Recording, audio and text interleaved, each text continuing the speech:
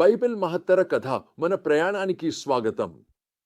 ఈరోజు భయం మరియు విశ్వాసం మధ్య పోరాటాన్ని, అలాగే దేవుని కృప యొక్క అద్భుతమైన లోతును చూపించే ఒక భాగాన్ని పరిశీలించబోతున్నాం.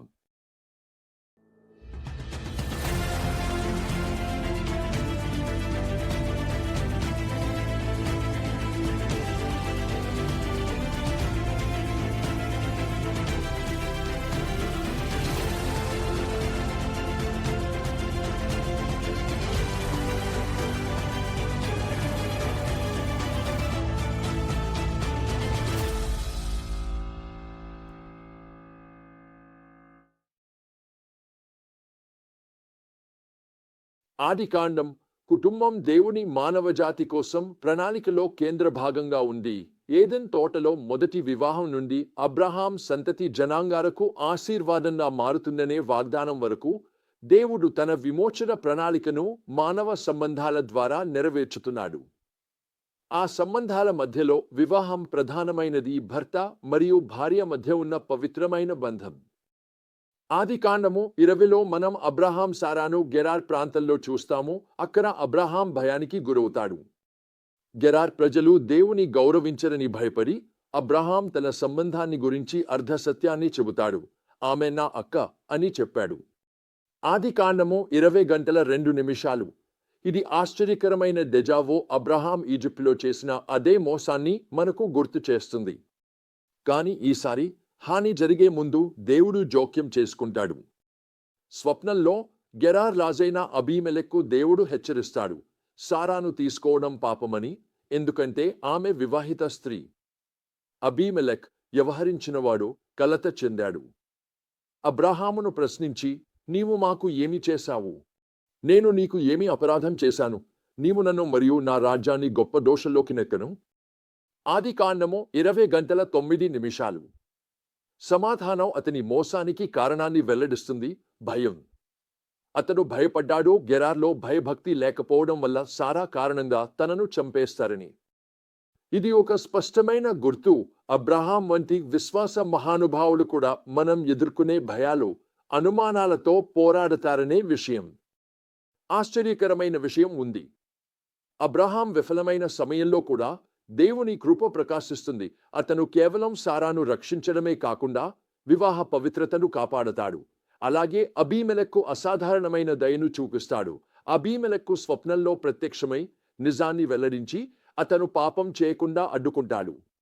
అబీమెలెక్ సారాను తిరిగి ఇచ్చి అబ్రహాం గౌరవాన్ని పునరుద్ధరించగా దేవుడు అబీమెలెక్ను అతని ఇంటివారిని స్వస్థత కలిగిస్తాడు.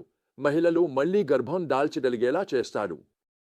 ఇది దేవుని కరుణ పరిపాలన యొక్క అద్భుతమైన ఉదాహరణ. మన తప్పిదాలు, భయాలను కూడా తన ఉద్దేశాలను నెరవేర్చడానికి ఉపయోగించగల దేవుడు ఆయనే. మన పాపాలన్నింటికంటే గొప్పదైన కృప కలిగిన దేవుడు. ఇదే మనం పట్టుకుని ఉండే ఆశ కదా. మనం ఎంతసార్లు తరబడినా, భయం మనపై ఎంత ప్రభావం చూపినా దేవుని కృప సరిపోతుంది. ఆయన ప్రేమ ఎప్పటికీ మారదు మరియు ఆయన ఉద్దేశాలు నెరవేరుతాయి. నా జీవితంలో భయం మొత్తం పై చేయి సాధించబోయిన సందర్భాన్ని గుర్తు చేసుకుంటున్నాను. తూర్పు జర్మనీలో పర్వతారోహకుల కుటుంబాన్ని సందర్శించినప్పుడు వారు నన్ను సుందర శిఖరానికి ఎక్కేందుకు ఆహ్వానించారు. సమస్య ఏమిటంటే, ఎత్తులంటే భయం. వారిని నిరాశపరచారని అనుకోలేదు, అందుకే అంగీకరించాను.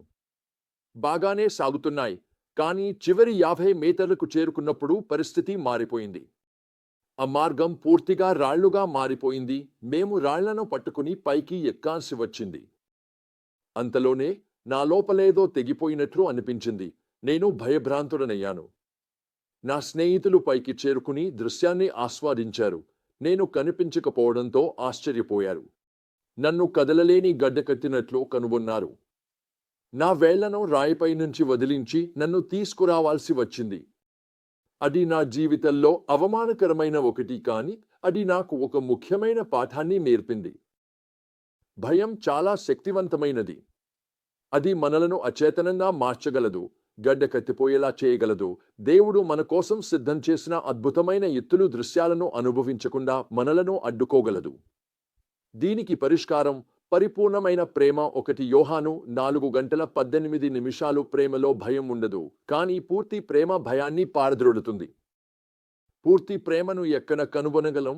సిలువ వద్ద యేసు విస్తరించిన చేతుల్లో దేవుని పరిపూర్ణ కుమారుడైన ఆయన, తండ్రి, వీరిని క్షమించు అని మొరపెట్టుకున్నప్పుడు. భయం మనలను కప్పివేయాలని ప్రయత్నించినప్పుడు, మన స్వంత ప్రయత్నాల భద్రతను పట్టుకోవాలనే హింపుకు లోనైనప్పుడు మనం సిలువ వైపు చూడాలి. భయాన్ని పారద్రోలే పరిపూర్ణమైన ప్రేమ వైపు, మన అన్ని వైఫల్యాల కంటే గొప్పదైన కృపను ఆశ్రయించాలి. అబ్రహాము వైఫల్యాలను విమోచించిన దేవుడు మీ కథను రాస్తున్న అదే దేవుడని గుర్తుంచుకోండి. ఆయన మీ విశ్వాసానికి రచయిత మరియు పరిపూర్ణత దాత. ప్రతి పరీక్ష మరియు విజయంలో మీతో ఉండే దేవుడు, ఆయన యోచించిన మహిమమయమైన ముగింపుకు తీసుకెళ్లే దేవుడు. కాబట్టి ఈరోజు ఆ ఆశను గట్టిగా పట్టుకోండి. విశ్వాసాన్ని భయంపై ప్రాధాన్యతనిస్తూ పరిపూర్ణమైన ప్రేమలో విశ్రాంతి పొందండి.